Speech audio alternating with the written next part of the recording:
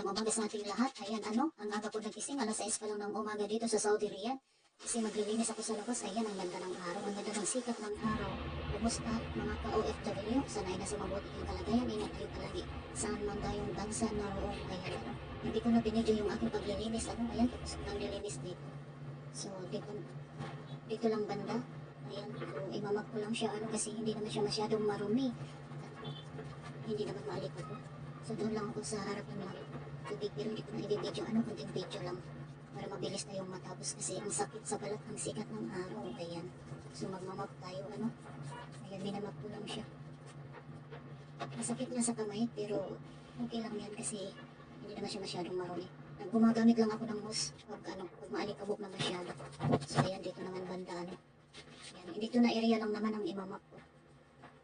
Ayan, so di mga ka-OFW, tuloy tayo sa paglilinis. Ayan.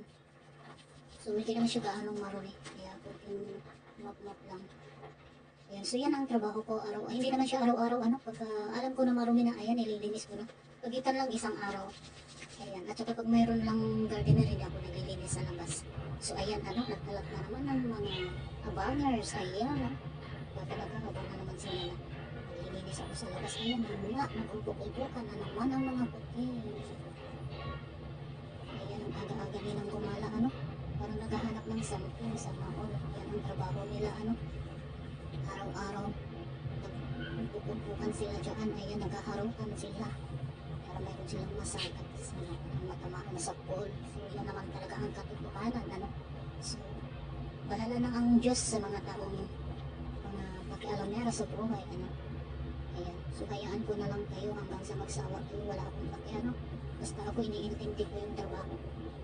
So, araw-araw naman akong pag-usapan, bawat minuto, wala akong pati. So, Diyos na ang bahala sa inyo, wala akong pakialam. Magsawa kayo hanggang gusto niyo.